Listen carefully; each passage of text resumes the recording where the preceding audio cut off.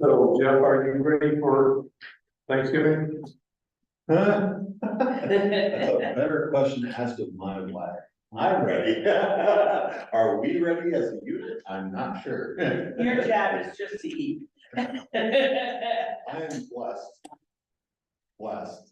to have a wife who takes care of all the domestic situation. So I can focus on doing my thing. That be like football? No time for that.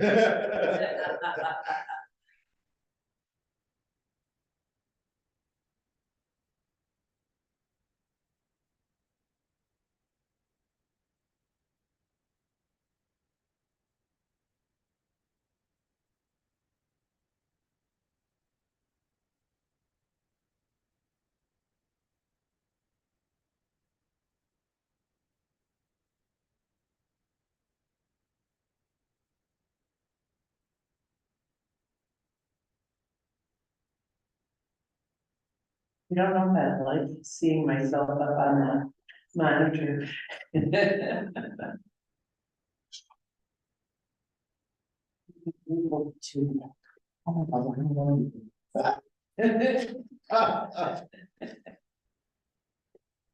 You're for miles. I have the same problem. I will join you. I just have one of those voices that carries. Already. Yeah, they're out there. Oh.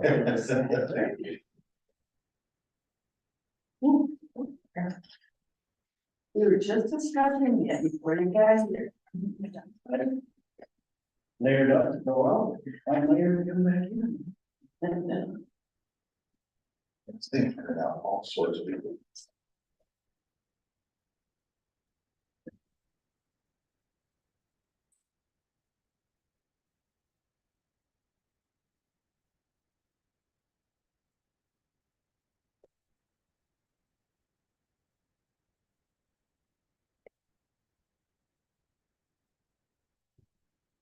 Okay, I think the future for the responsibilities or something like that, from what my wife tells me. I have some ongoing responsibilities with the Charlotte Conservation District. Right. Okay, yeah. I've been with them for the past year, I just redid the 4-year term because I filled in for somebody the past year. Okay, that's what she. Yeah, so, yeah, I'm learning a lot there. Got a few, friend of mine coming from that Canyon Creek in December, so. Nice. It's a big one. So, good. It was just, you paid for, it, you know, now for power.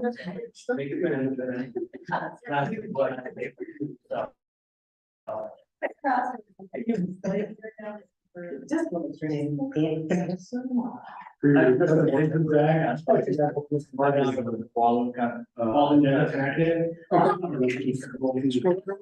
That works, yeah. Trail guy. It's got the clickable links, if anybody wants it, you can just send them the presentation too. Yeah, I think we sent Yeah, that. very all to nice. everybody. Okay. Yeah, everybody here.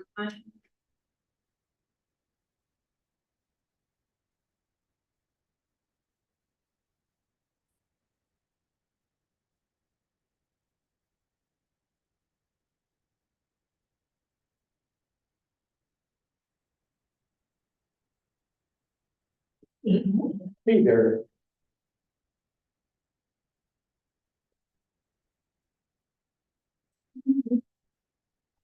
Hey, is this in your TV? I don't think so. And it's sitting a row closer to the other one. Anyone going to the game? I have my, so you don't have my other email. That's what I want to get. Are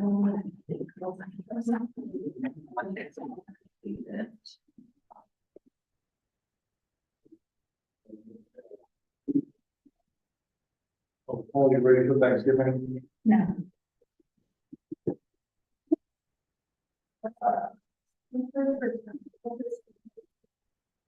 You want to change? Here, what's changing? You'll save my artificial name. Got creepy in my back, right here. Well done.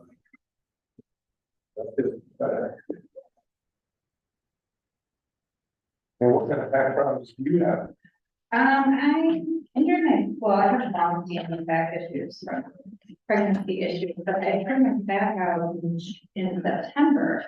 And haven't been able to get right since.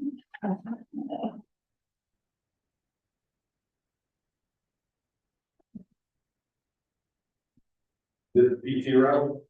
Trying to figure that out right now with work schedule. Being the only person that has my God.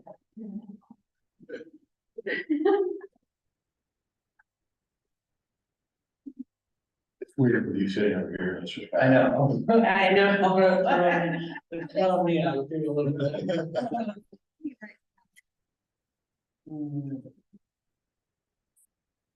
Keep us on our toes, right? Mhm.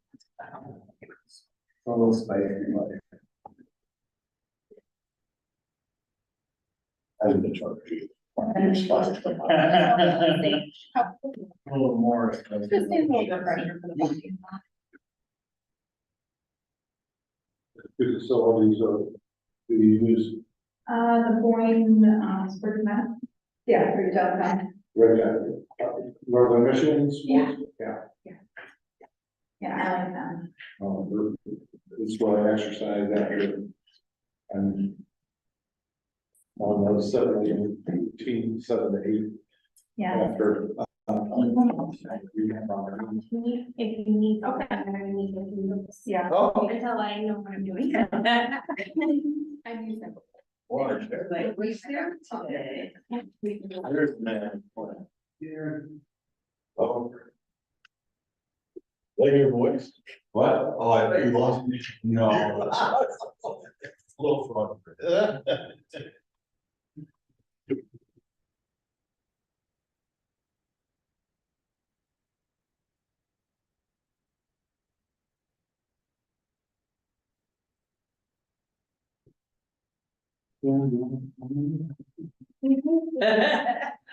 Down here.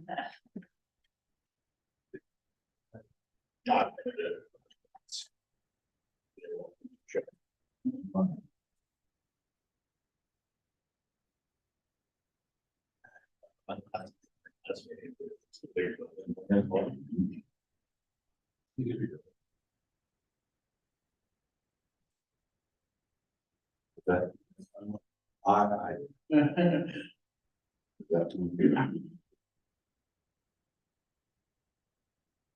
Look at the radio. There you go. In a word. That's. I'm serious.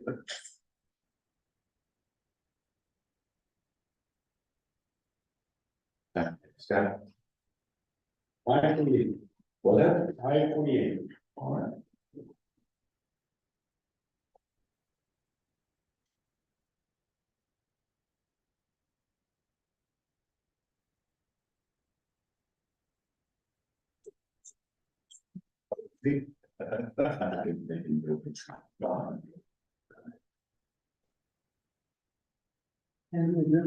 Hey, Jim.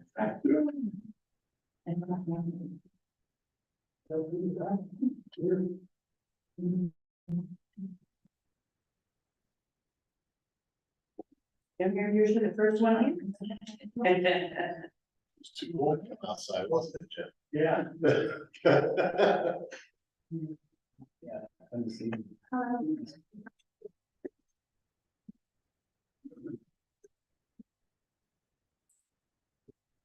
How have you been? I've been okay. Apology. We're gonna, I'm fine. No, it's awesome. Oh, I listened, years. Well, I've been accused of not hearing. I think it's a male gene to be back.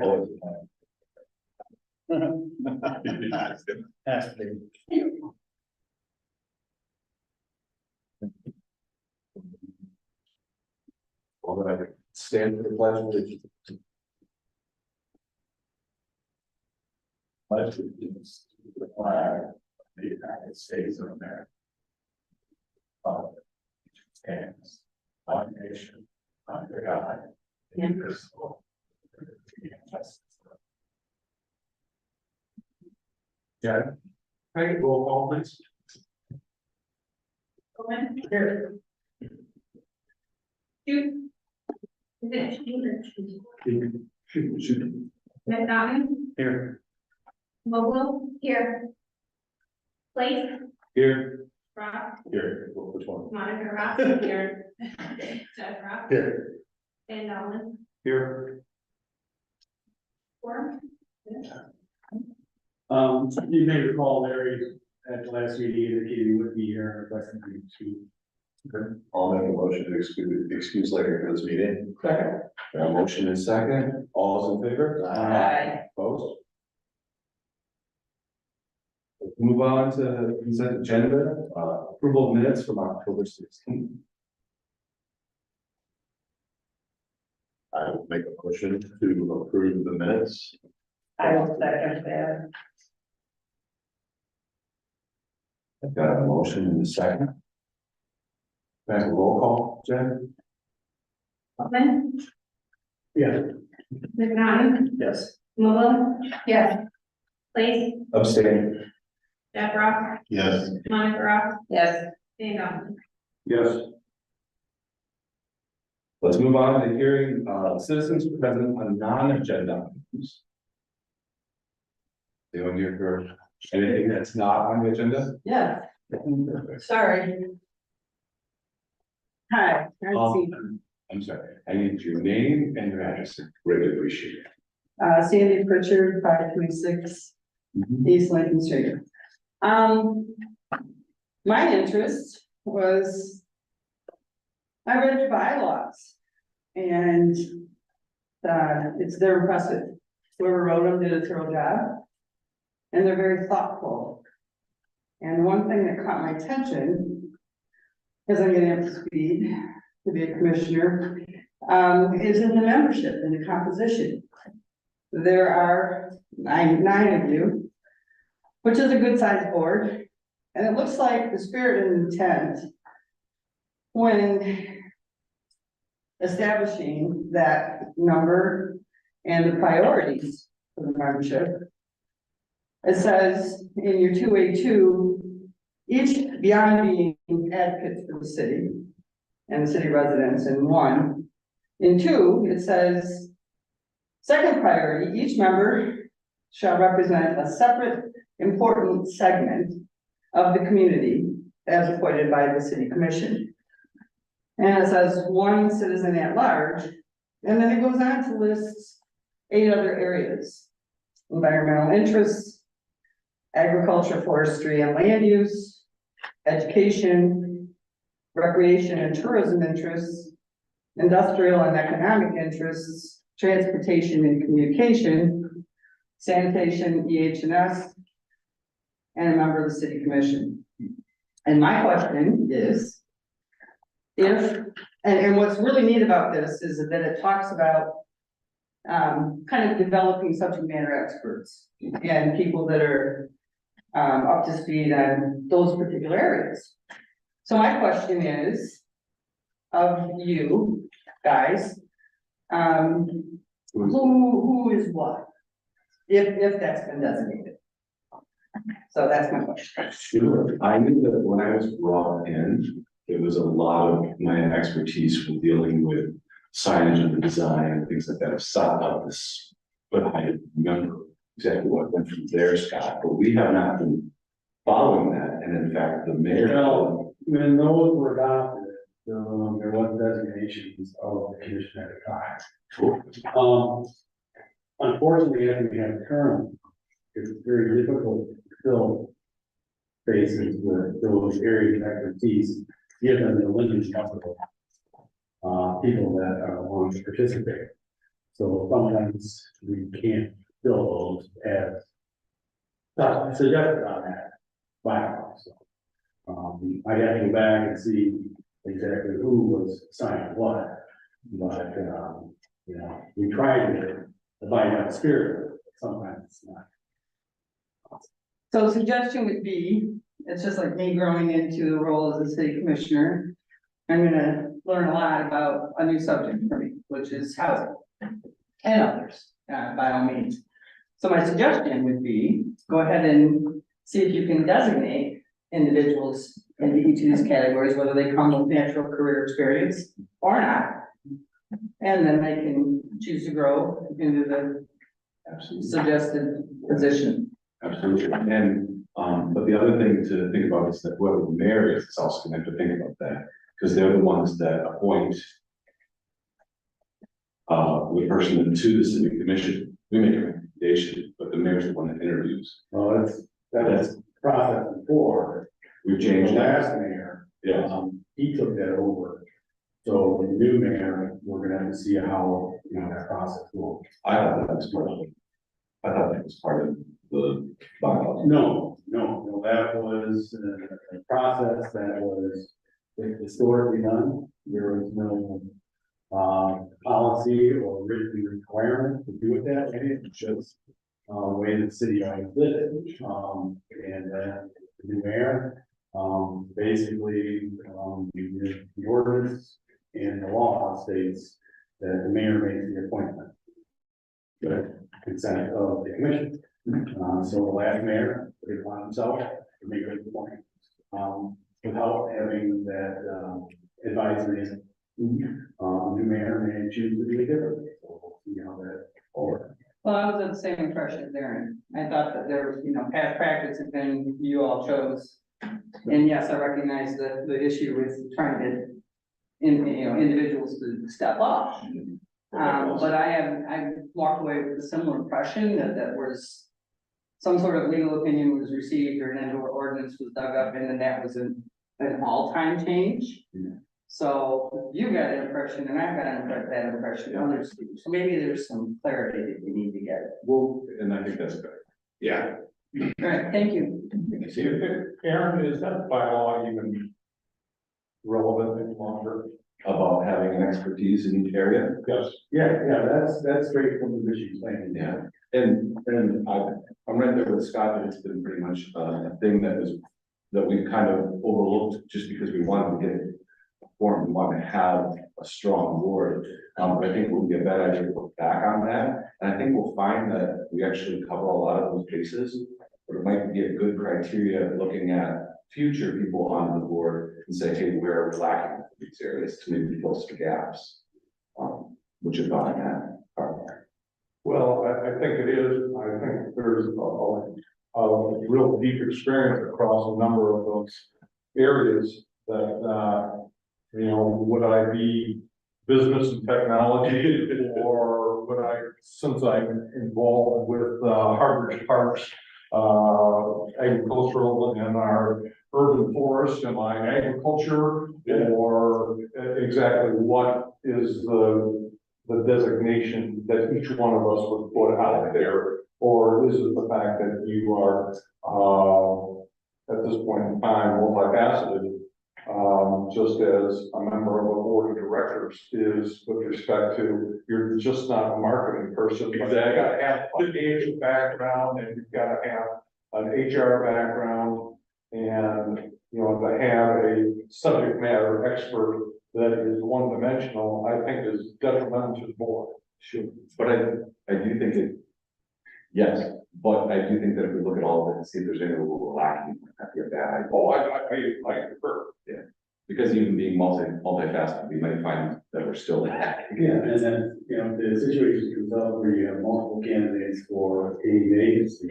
That could be maybe a deciding factor. This is an area of expertise that we don't have anybody recommended on. So that person may be more apt to fill a position.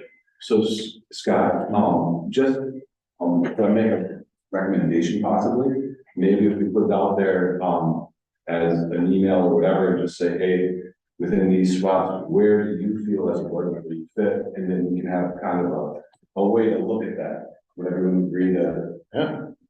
And then we'll come back. I think that's a really good idea. Okay. All right, thank you. Thank you, Sandy. All right, is there anyone here for? It's not. All right, reports of officers, boards, and standing committees. Scott? The steering committee met on, November 13th. As approved by the city commission, we sent out, RFPs for the master plan project. We got 2 responses. And those responses were from, Becca Rader and McKenna. And we both had Zoom interviews with them, both that day. After review and discussion by the steering committee, we made a unanimous recommendation for Becca and Rader. So following day, submitted, our RRC funding request to MEDC. With their proposal and budget scope. And on Thursday, I received an email response that we were approving funding. So now we'll be submitting to the city commission for approval to accept the grant and also to enter into a professional service agreement with Beckett Rader and Master Plan Project.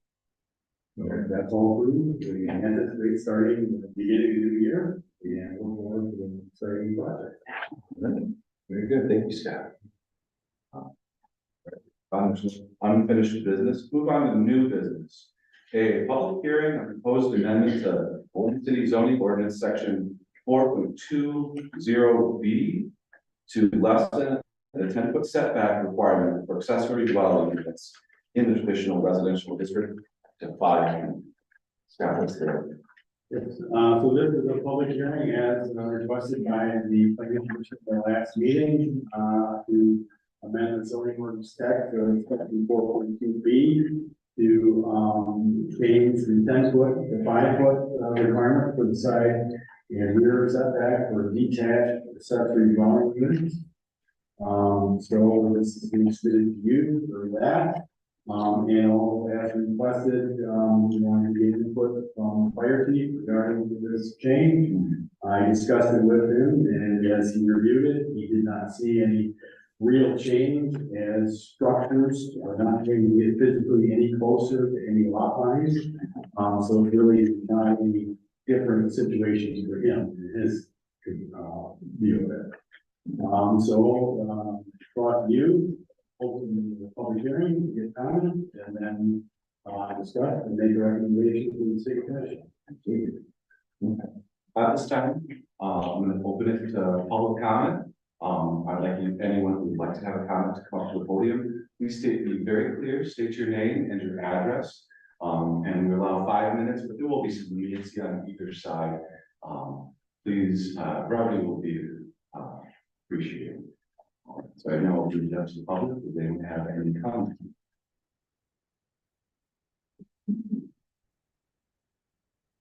Sandy Pritchard, 526 East Lincoln Street.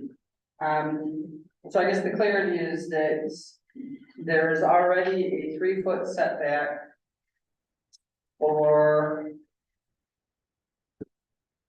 accessory structures. Yes. Okay. So therefore, the 5-foot is, the fire chief has no issues with that. The comment under your fact sheet on number 10 says that the change does not pose any additional documented impacts. And therefore it would be burdensome to the goal of developing additional housing units. I'm gonna go back to, I think, the original meeting when this was presented. Scott made a very important comment, which was that this would become district-wide impact, and therefore nothing specific to a given situation.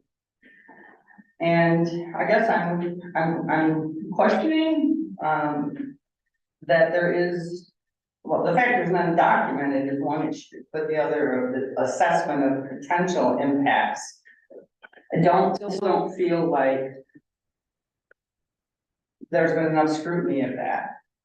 We have the specific location where Ms. Decker has come forward, and we know about that, and if you drive up and down that particular access alleyway, you can see what the potential is, or how many conversions could occur. And it's not the only one, there's another one over by Poplar that just happens to come to my mind. And if you drive down that back alleyway, and you look at how many structures there are that fall within this, that would be then permanent uses, I think there is potential impact. That isn't great for our traditional residential neighborhood and access, ingress, egress, parking, and so forth. So I guess I dispute the fact finding in number 10. And then it could be argued under 11, whose investment's being protected. As you know, I'm a strong advocate of traditional neighborhoods, and I do believe that there are many ways that we can go forward, and it would be arduous to take care of or improve our housing situation. So I guess I'm taking exception to that language. The 10, and then number 2 speaks of the objectives of the zoning district. And if you go into the traditional residential district and its objective, which is basically the peaceful use of your environments and a universal expectation pretty much across America, that your neighborhood is your neighborhood and it's not transient. So that's where I'm coming from with regard to that. ADUs unfortunately are not counted in our short-term rental cap. And therefore the owner occupied single family dwellings could convert a significant number of other units in their backyards. So to me, we need to consider that, whether it means that the language of the SCR ordinance needs to be revisited, but those are my comments and concerns about this. Thank you.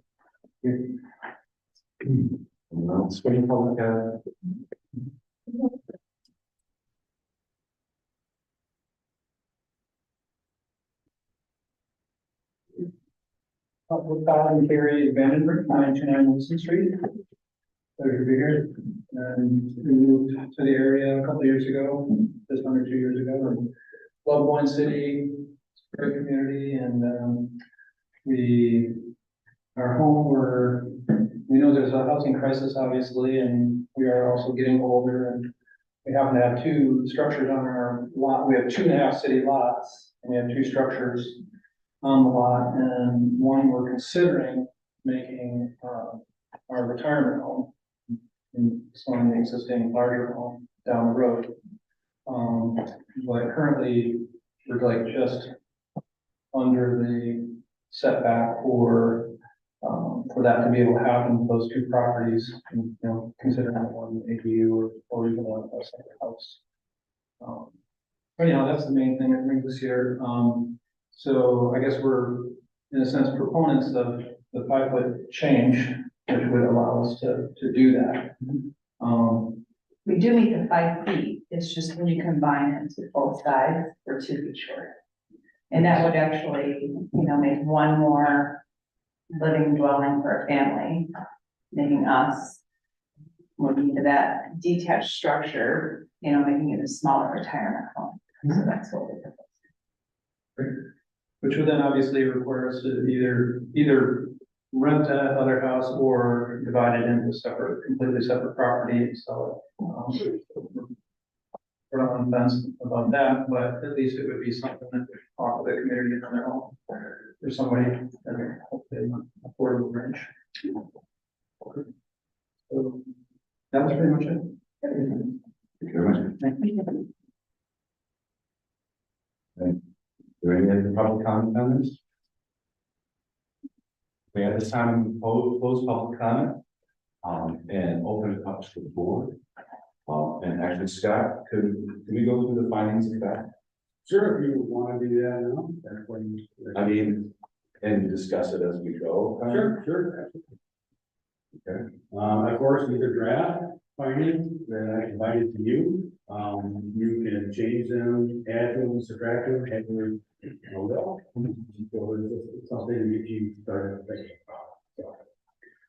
So. First, requirements, proposed change, rule change or addition helps reinforce the comprehensive plan.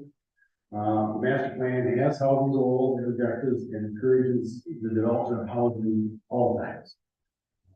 So this would meet that goal. Well, I mean, and also, well, I mean, our city goals. Yeah. Been on there for Absolutely. every goal setting is housing. So I think that one's pretty clearly that. Did anyone else have a comment about that? Okay. The proposed rule or change addition is in keeping with the spirit and intent of the ordinance and the objectives of the zoning district. The 10-foot separation distance has not mitigated any adverse impacts. We're not introducing a new use. Right. Accessory dwelling units are allowed right now with the 10-foot setback. So by relocating them 5 feet, in my opinion, that doesn't cause any specific adverse impact that I can identify. We already allow dwelling units within 5 feet, the primary dwelling can be 5 feet to a side yard setback. So, in my mind, I could not comprehend what adverse impact would occur based on this change. Well, but wouldn't it allow more in some lots that would be available to allow more dwelling? I mean, smaller lots be able to allow another accessory dwelling that really couldn't have been before? Or is that not true at all? Well, the typical lot is 50 feet or greater in traditional residential district. Okay. So if you have a dwelling on there, that's 1,500 square foot dwelling, someone could have detached accessory structure of 1,000 square feet, so you got, 30 by 40, on there, so I think you could fit that on a 50-foot lot very easily. Given the 10-foot setback. So, I don't think this really introduces a lot of new uses, but it does help accommodate people that build accessory structures to the current standards and would like to take the opportunity to maybe convert it. Okay. But again, that's kind of what we're trying to do is be creative in the development of housing. This is definitely. And it mentioned about the spirit of the TDR. Do you think that it would go against that, allowing more dense housing than?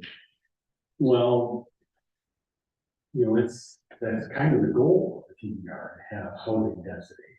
I mean, that's our density district. We have a 5,440 square foot lot. That's not big. So density is a given. So, having additional units in there, there's a way there. But it just changed to a use by right. It's not a question of that.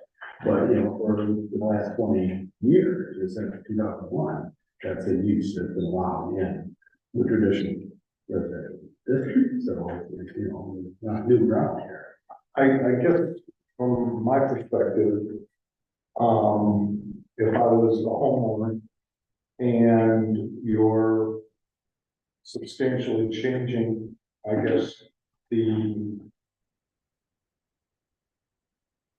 dynamics of the neighborhood by changing an accessory dwelling to that of a private residence, that is a substantial change. But it's allowed now. But if it's within 10 feet. You're moving that use 5 feet is what it comes down to. So I don't see that as a substantial change in my mind. You may disagree with. No, I do disagree.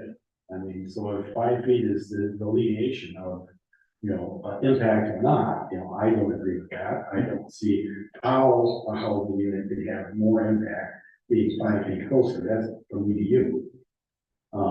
So, I don't get it. Well, I think that you do have, that accessory dwelling unit, is primarily gonna be looking over someone's backyard. Definitely closer, a little more visually, invasive. But primary dwelling units can be 5 feet right now. I'm, So it's not a different situation. We're not introducing any new thing here. That's my argument. But again, I don't make the shit story. I'm just, advocating for what I think is right, but you guys make your choice on it.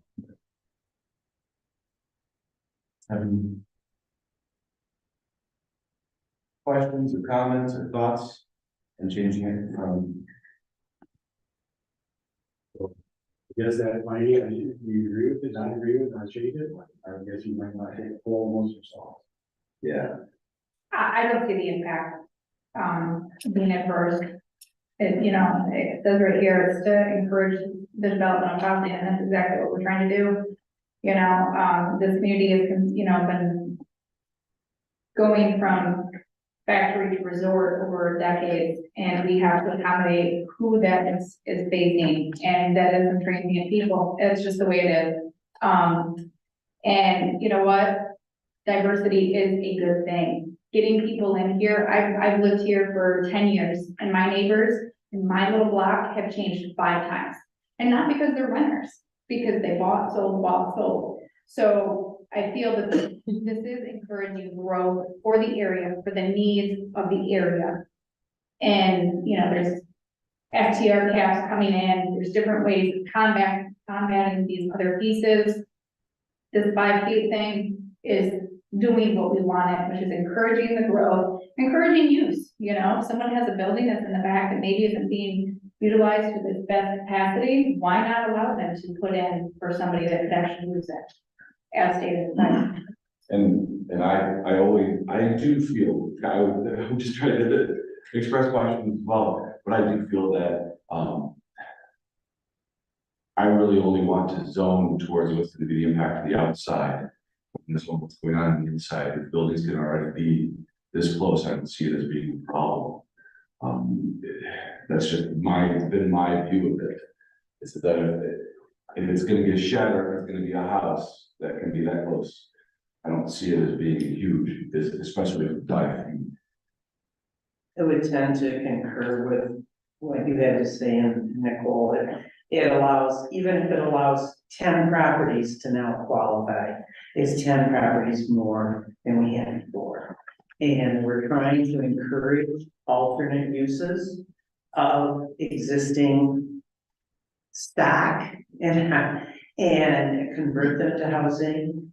And I think we're moving in the direction to change it from 10 feet minimum to 5, since that is concurrent with what it is for residential properties at this time.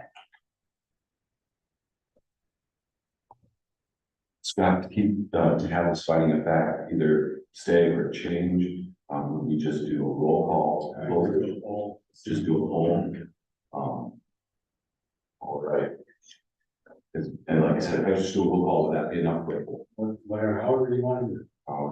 I'd like to do a roll call, basically, if you'd like to see this, finding fact as true as part of it, and then move on.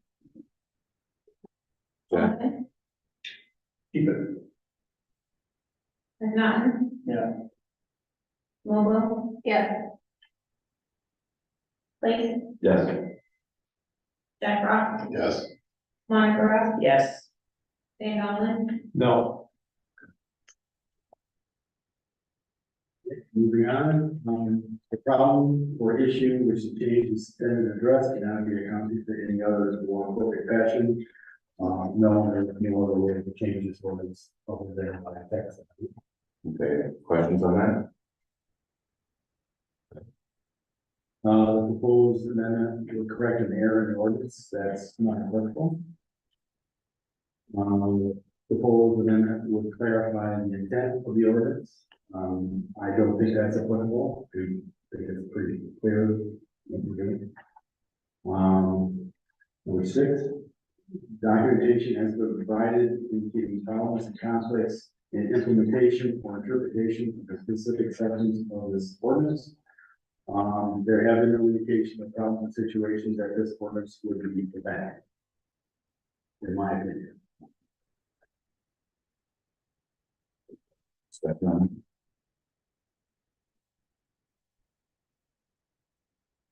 the proposed amendment would address changes in our county, state, or federal legislation that's not applicable.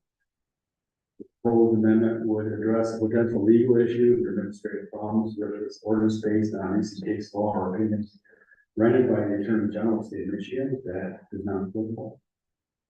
Proposed amendment would involve compliance with the changes in other city ordinances and or counties or federal regulations, again, not applicable. And number 10, the proposed amendment is supported by findings of reports, studies, or other documentation on the function, requirements, contemporary building practice, environmental requirements, or similar technical items. An existing accessory structure are allowed 3 feet off lot lines, that's the rear and the side. And the proposed reduction to 5 feet for accessory dwelling does not hold any additional documented impacts. Not allowing conversion of existing accessory structures has shown to be a burdensome and it's very developing as additional housing unit. Yes, that's my opinion. Okay. Thank you. Discussion. Okay. Another 11 other criteria is determined by the planning commission or city commission with respect to health, safety, welfare of public, protect the public, and invest in the city, the multiplication control, policies, and plan, enhance the overall quality of life in the city. So that was the blank and discussion with the commission, if there's anything you want to put on that finding. Again, these findings are meant to be used as a guide. There's no requirement that you need one, all, or none. You make your recommendation based on, your findings and these support that. This is the one area, only area I have concern, and this is something that Sandy brought up, that this does not count towards the cap on SPI. Okay. And then, go ahead, I'm sorry. I was gonna say, there's, obviously has nothing to do with this ordinance whatsoever. I understand that, but, just as a recommendation, maybe we should figure out or figure out a way to make a count for that. Sure, but that would be in. But I understand. I understand. It's ordinance has nothing to do with us. Yeah, and the city commission had, chose to vote to not have that involved, and that had nothing to do with. Right, and it has nothing to do with this ordinance, but that's. I agree. Concern. I agree that, because we're gonna make a recommendation to them. Correct. That it would be a good idea for them to look at that as well. Correct. Just to see if that changes. As a recommendation, that's all. Nothing to do with this actual change in our. I understand, so it doesn't have to be defined. Correct. Thank you. Anyone else?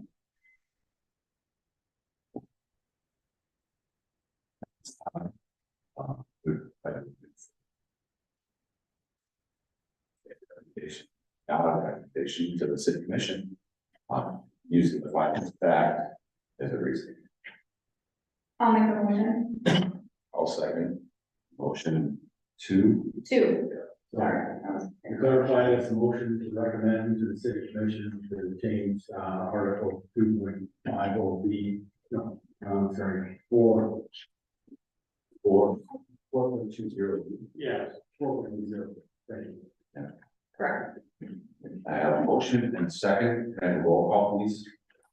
Bowman. Aye. Naughton. Yes. And Maloney made the motion, Place.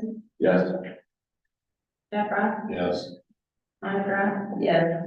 And Nolan. Abstain. Um,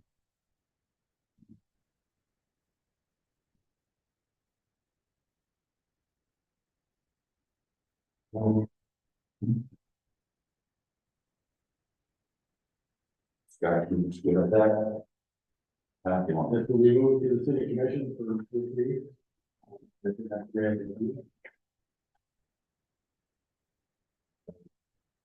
Move on to the public hearing, proposed amendment of Boyne City zoning ordinance section 24.80A to allow the use of permeable driveway systems.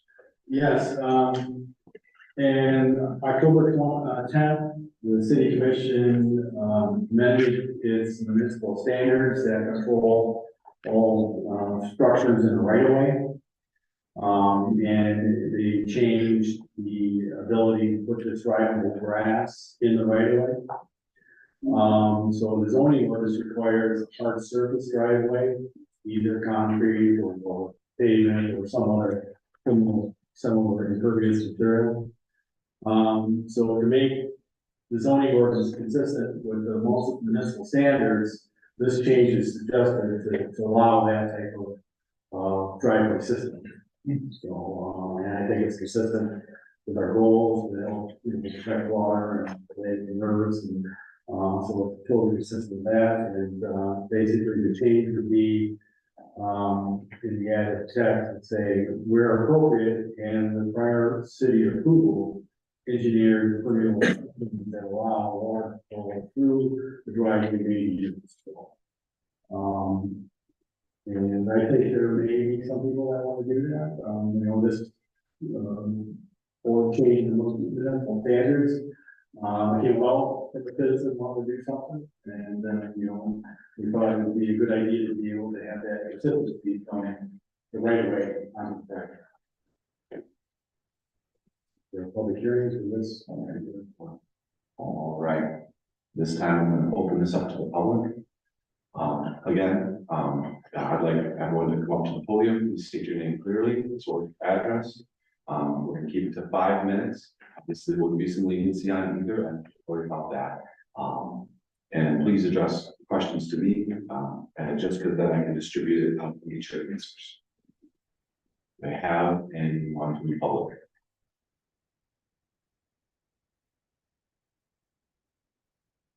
Now, close it up to public comment, and move on to it. Was there anything specific that you guys had questions about? You like it?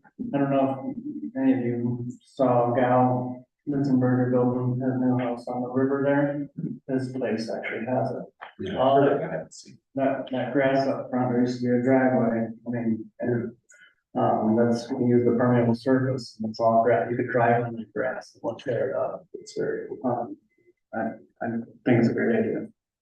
I have a question in regards to the term engineered permeable systems. Does that mean that they have to hire someone to do it? It has to be a product that's engineered and has, specifications, how it's installed. It's, we're not gonna allow somebody just to come in and say, I'm gonna, break up some concrete and put grass in there. So it has to be some kind of system. Right, but I'm trying to look at whether we're creating barriers, No, it has to be an engineered product Okay. meant for this. but not necessarily installed by. a No, company. no. Okay. But the also thing is that it needs to handle the weight and the shift from public road on private. Correct. And you get to damage public roads because of it, which is why the systems have weights. Right, right. I think this could actually give a, cost breakdown to lower income families, I mean, instead of having the paved driveway that is required in new builds, I mean. Upfront costs. Yeah. But you're right, over time, absolutely. Any other, I before we get into the final. Is this something, if someone was putting in, I was faced with this at my old house. Sure. Because we put in a driveway. And, it was unclear whether that was considered new construction on my 1900 house. Or, just putting in a driveway. Would limestone be, sufficient for to meet this criteria as an approach? I wouldn't, consider that an engineering system. It's gonna be, have some. It has to be engineered, and that's all this ordinance is applying to. Yeah, so that's. Okay, I'm just, wanted a clarification.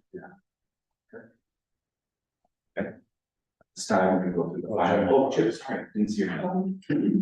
I don't understand, first of all, it says with prior city approval, what does that mean? Everybody that is building a new, dwelling has to meet this requirement, so that can be reviewed as part of that, so. But staff approval, Yeah, doesn't have to go to, no, it's, yeah, it's administrative, yeah. and then it says the portion of the driveway within the right of way shall be then city specification. Right, Does that mean the permeable is okay in the right of way or not? yeah, they should, you know, whatever is allowed and approved in the right way, so come you can choose to do this, they don't have to. All right, good, okay. Thank you. Okay, everyone's all right with that, let's move on to finding that, Dr. Notes with that. Sure. Proposed rules change for addition council to enforce the conference plan, match plan,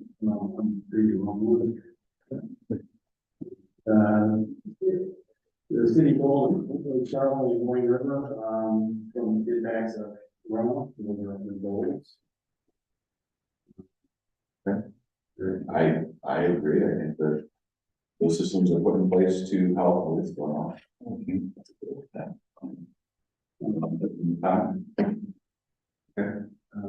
Number two, the proposed rule change or addition is keeping with the spirit and intent of the ordinance and the objectives of the zoning district. The protection of water quality is consistent with the intent and objectives of the zoning ordinance. A lot of language on environmental quality, you know, the ordinance. Questions, comments? Move on. The problem issue, which the change is intended to address cannot be accomplished in any other more appropriate fashion. There's no other way to change or amend this regulation besides action on the zoning ordinance. Comment? But or error, that's not applicable. The proposed amendment to clarify the intent of the voters, that's not applicable. Number six, documentation has been provided indicating problems, conflicts, and interpretation of interpretation of specific sections of ordinance. There have been no indications of problem situations where this ordinance will be prevented. Okay.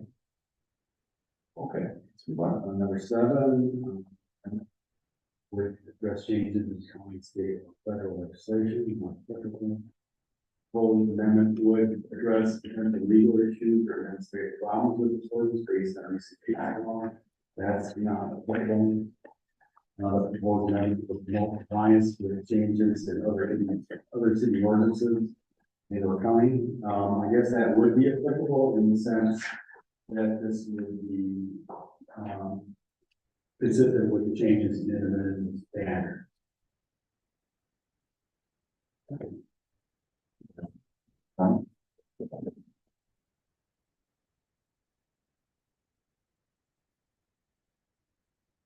Full amendment is supported by findings or report studies or other documentation on functional requirements, contemporary buildings, environmental requirements, similar technical items. Permeable driveway systems do produce mild stormwater runoff and has been proven to benefit better water quality. Yeah, I do have a question. Yeah. If in the future something comes through where somebody has created a system that doesn't meet what we need for weight or being able to actually do what is needed to do, how do we address that? In the driveway on private property? Yeah. Well, I'm just looking at this and I'm saying, well, wait a minute. In the future, if it doesn't meet, I guess it would just be a regular private. yeah, the driveway, so it's just like, you know, concrete or asphalt that failed over time, that you have to replace and repair.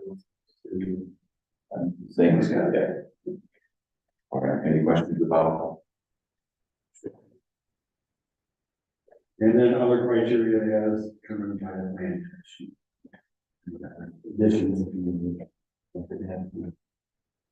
Anyone have any additions they'd like to add? I guess this time I would need a motion. Oh, yes. I do one thing. So, given that this is something that we're trying to promote, obviously, for water quality in the area, is this something that we suggest to new home builders? I don't think we promote any one specific criteria or another in the ordinance, we just make them aware of what the standards are and let them make those choices. But with that said, you know, that we can encourage, people to be, cognizant of environmental impacts and the way to address them. We're happy to do that. That can be a tip of the net watershed selling point. Yes, there's not. I mean, I'm for real. What they're I mean, I'm talking not about. sure what kind of language, because we don't pivot either, but, you know, to encourage that. Yeah, as you know, as we discussed, people with their developing new homes, you know, we make them aware of this criteria and how we can, and say, if you're looking at something more green, that area is open as well. It's kind of the motion of making recommendations to the city commission. I make a recommendation City commission to, make, the change to 24.800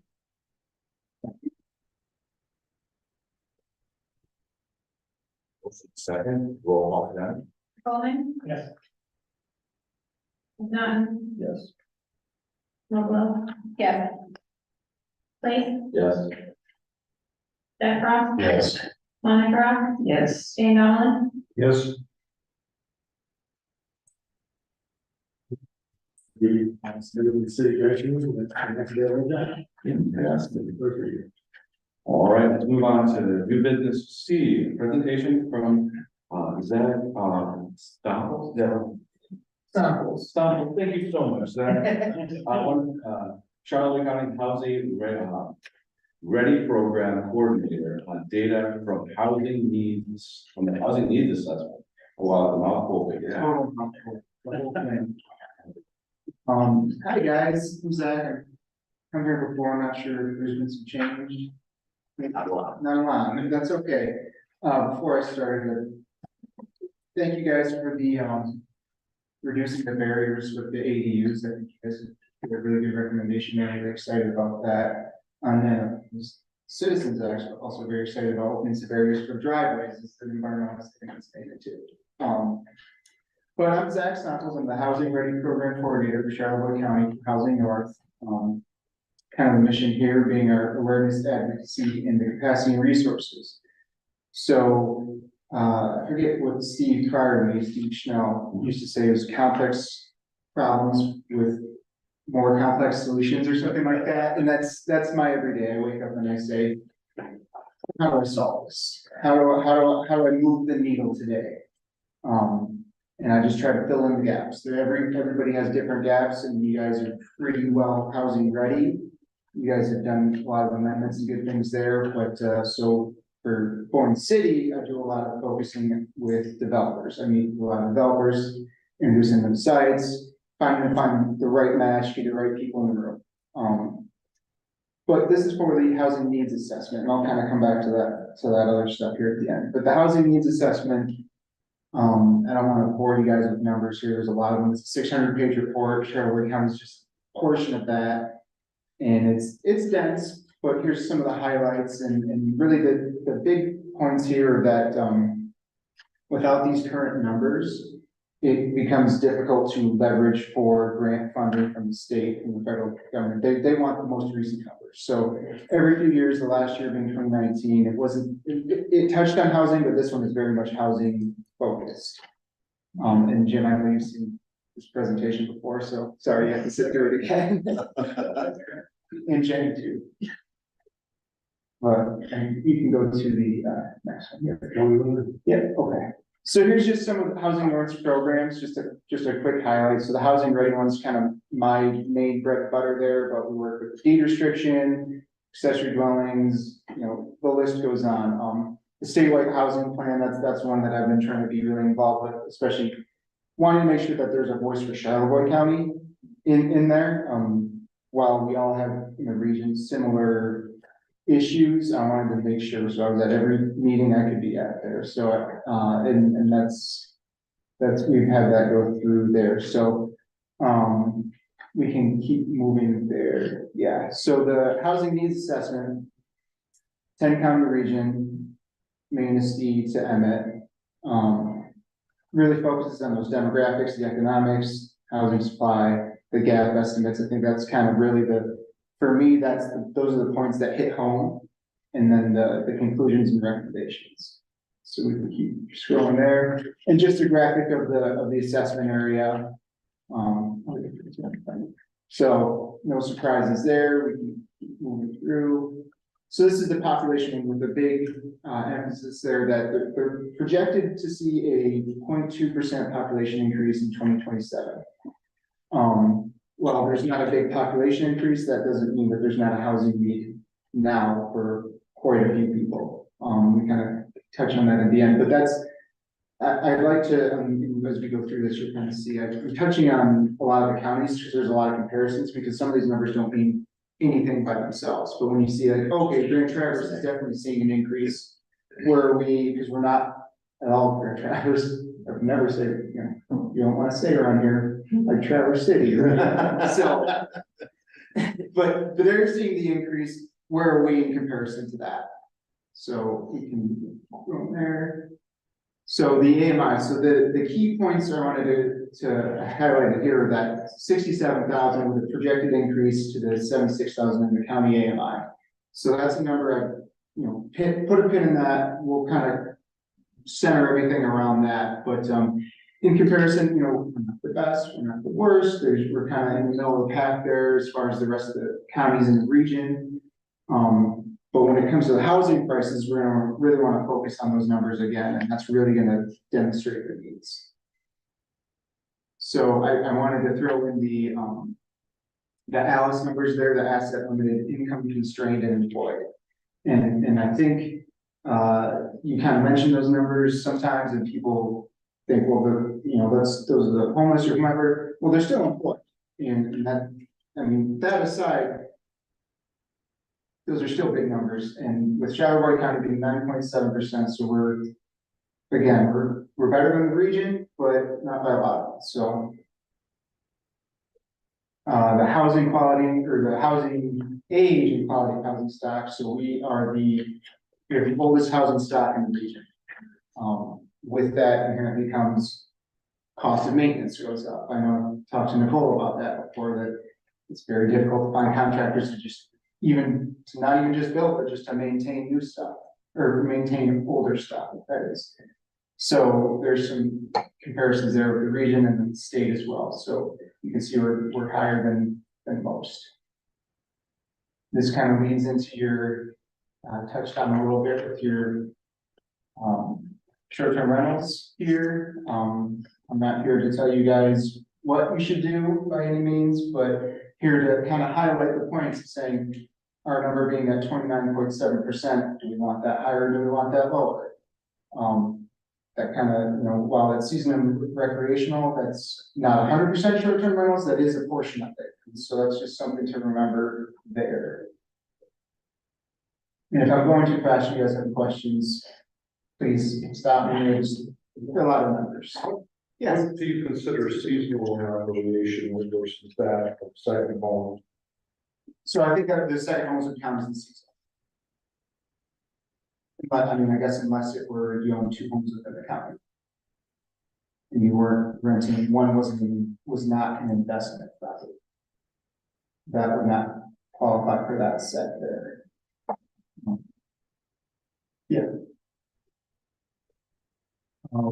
This is the one here that I think is probably of all the slides, this is probably for me the most important one. So it's it's got the rental one and then the income there in, on the lower graph.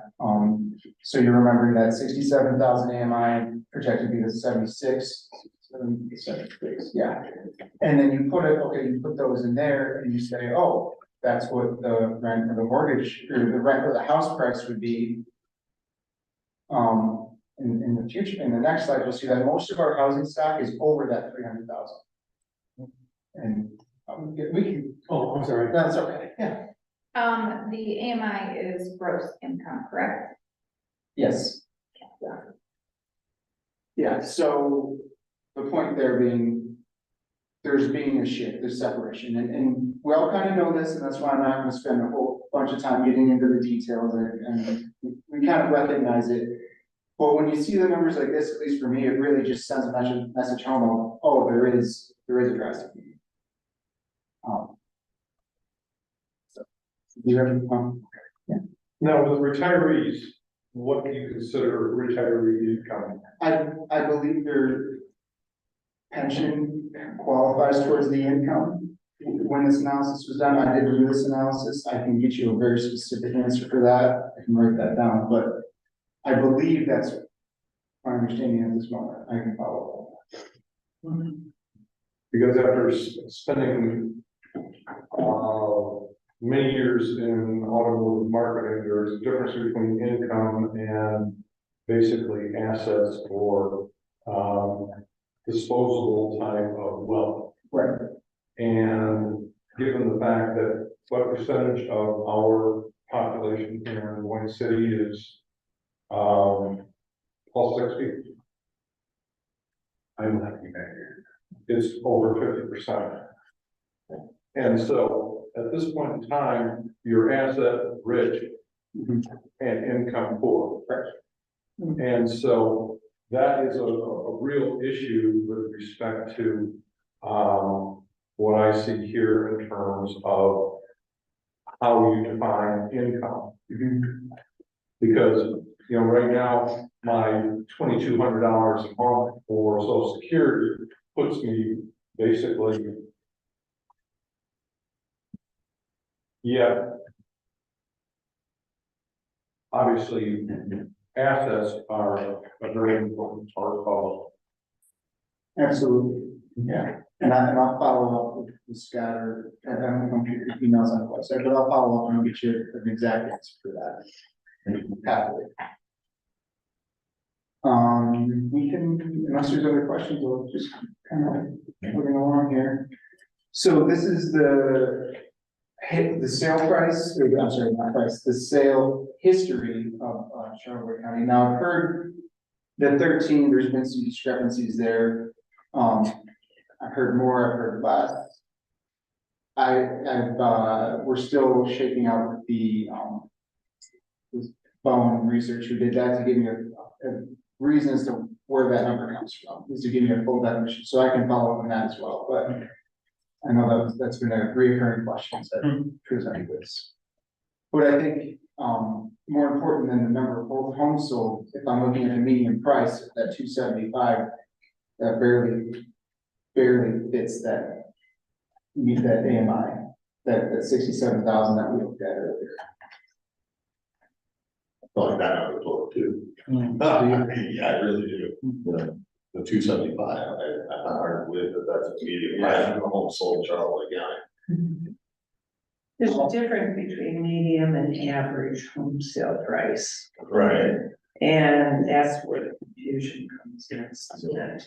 What they're gonna do is they're gonna take a home on the lake and balance it with a small home in town. Right. And come up with those figures. And it's really not apples to apples. It's like Zillow. If you've ever looked at Zillow online, they take a zestimate is a circle around whatever property you're doing. Well, if that circle includes homes not on the lake and homes on the lake, you're gonna get a very different amount, a very skewed figure for that versus what it shows. Right, but also the the amount of homes sold also changes that drastically. I mean, I can't believe that's an accurate number, 13 for that time But period. yeah, but please find out for us. Yeah, and I made a note to ask also about this. Yeah, thank you. Thank you. Yeah. Yeah. On this one, I think the big take home for me is that first bullet, the 59% are over that 300,000. So that's getting above your median AMI is 7, but a bulk of the house. So that is the stark reality of where we're at. You look like you have a question. And again, the average home price in the US right now, that, and in preparation for this presentation, is around $380,000. So this is significantly under that. What is kind of the root cause of why isn't housing affordable here within northern Michigan? Again, you're giving me the conclusions, you're not giving me the reason why. Yeah, and that's not 100% what the consultant is hired to do when they give the numbers, right? And they can give you, well, here's the answers, but it's kind of hard to know the 100% answer, right? When you're just collecting the data. If I had to say, a big portion of it is our properties cost more up here. It just does. The income is not necessarily keeping track with those increases in the housing costs. Prices of housing going up faster than incomes are going up. So that they're kind of tail spinning. They're both going up, but one's a lot faster than the other. That being, I think, the bulk of the reasoning. I'm sure we could talk every other factor, till the cows come home. I'm sure there are a million other reasons, but I think that would be the biggest one. Well, interest rates, It's certainly not helping. Certainly not. It just went down. I just checked today, they were down in the 6s and they were in the 7s last week. they used to be in the 3s. Yeah. And there was a time they were in the 10s. We old people remember that. I bought 3 houses at 9.75% interest for my initial rate. And so these are some recommendations that kind of come out of this. A lot of these are kind of the blanket ones, more specifically for Boyne, I think really utilizing, your tax incentive programs, your brownfield tips, pilots, abatements, whatever they might be, being prepared to use those. And while that's not necessarily the planning commission's issue, that's becoming kind of the reality. If you're really serious about getting housing in, those are kind of the things that it's looking like gonna have to happen to make projects work. Other ones that, again, these are just recommendations, you take them as you will, but housing fund to kind of help make up those gaps is another option. Again, if there's no temperature for that, by no means am I saying you have to do this, it's just, that's another tool in the toolbox that you're able to use. I know, so in the state and the federal level, we've been advocating a lot for a lot of changes like that. So in the incentives programs, there's been changes in the brownfield tip that include housing and things like that. A lot more are coming here in 24, or at least that's what we're hearing, that they're baking in even more. So we're being able to use those tools more efficiently while the city's still able to collect tax dollars. Some things that you guys might be, examining your PUD language and being kind of ready for that. I know I've got one developer he's still running his pro forma and kind of coming up with the site plan, but he's getting very serious about a site in the city for housing. I don't have an exact number yet, but it's gonna require PUD language. So being familiar with that beforehand, as I'm sure you already are, but that's one tool. And then we're also kind of working through a county-wide housing group. I know there was different groups before that had kind of fizzled out after Steve's departure. And we're kind of trying to shape that into what does that look like so that everybody in the county kind of has a little more instant feedback, because I can come to these meetings, but I'm here once a month, and there might be news every 2 weeks or every week, so something that kind of, whether that's the housing group, the action plan, or is that just an email? It's kind of depends on, yeah. I have a question. I noticed a lot of home stretch over in the Grand Traverse area. Has anyone ever gone after home stretch in this area? Or have you explored that as a way to get affordable housing for some of these people? I'm not in home stretch, what is? You don't know home stretch? Oh my gosh. Okay, home stretch, you don't own the land.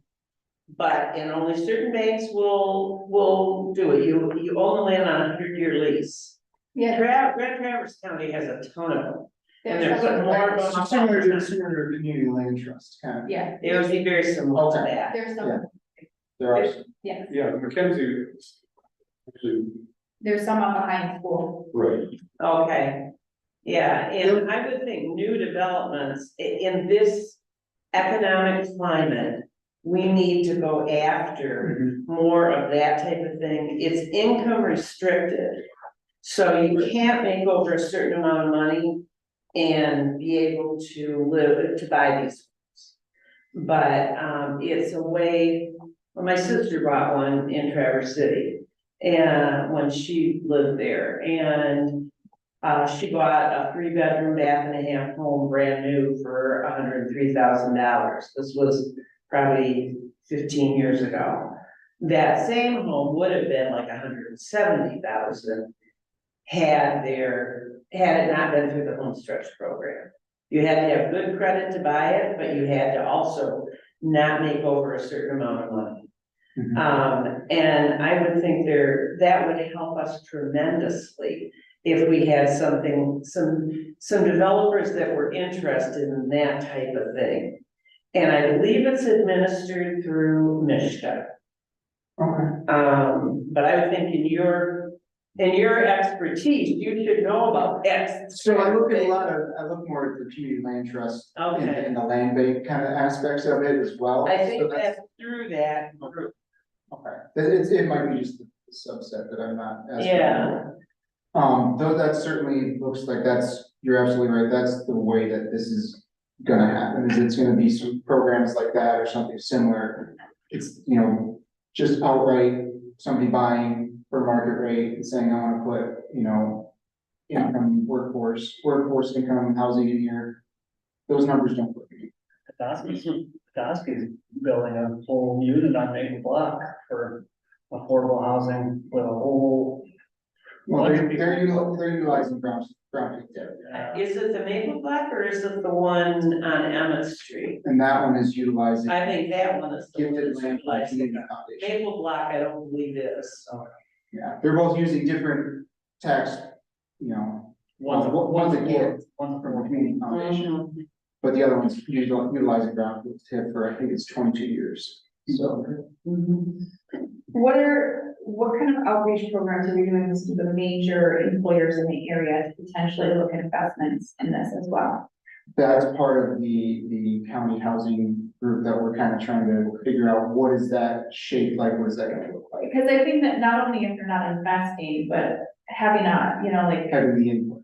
well, not just the input, like, I think sometimes employers don't recognize the vast difference between what they're paying their employees and what the housing is, and they're going, why can't I find anybody? So maybe just a breath of fresh air, and then, you know what I mean, And we do reach out to them, they get,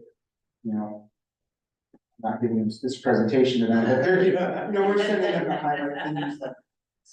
So they're, the big ones know about it. Okay.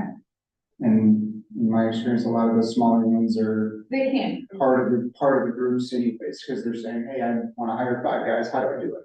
right, Well, I know years ago, there used to be a program through Mishta where they would give $5,000 down payment to any, like, I'm thinking of it around a hospital or things like that. If you were a healthcare professional, a fireman, a policeman, might have been even teachers, that there was a MISTRA program that would give $5,000 down payment money to enable those people to buy within a certain radius around their workforce, or their place of employment.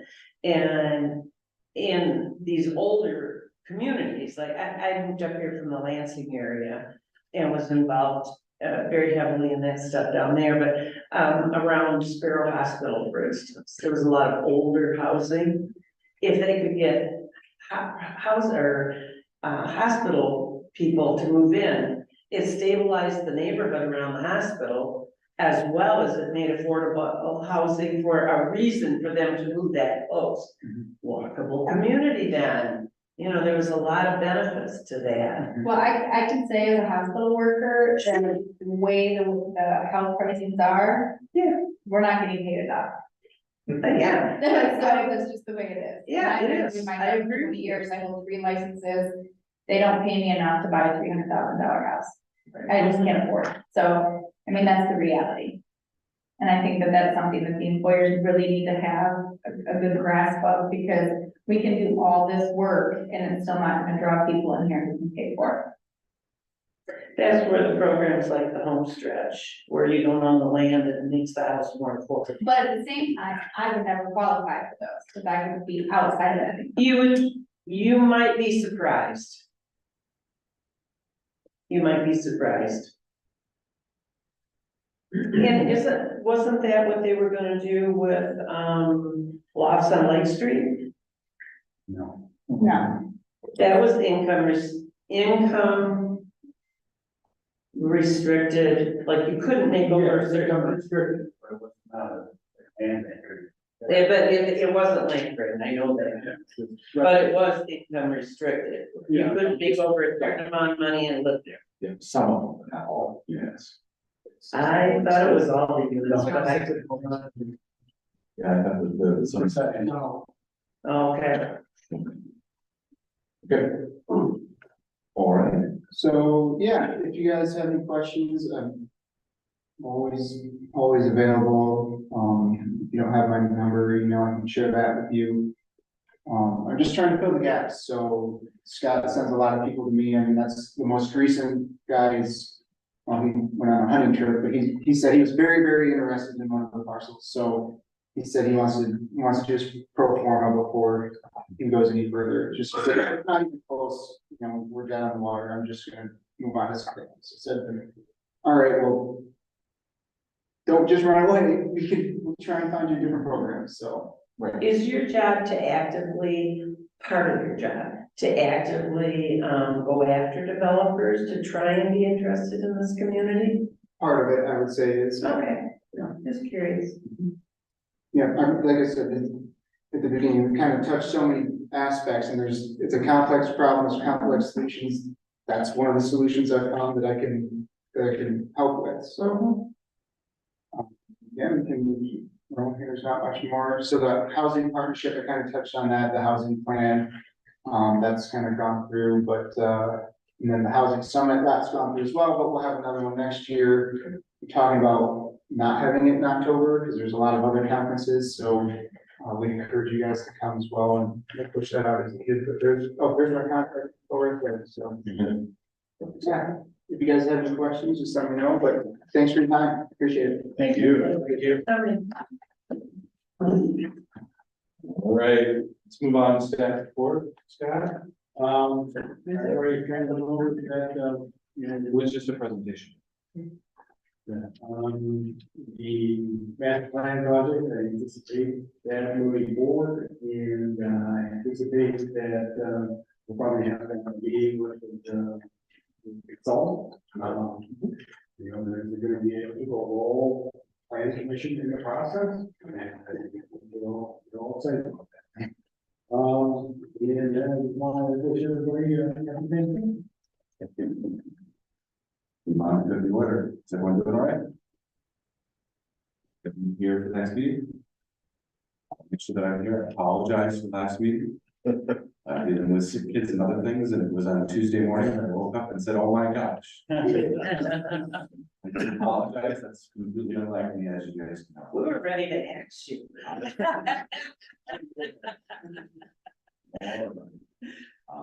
At this time, I look for a motion to adjourn.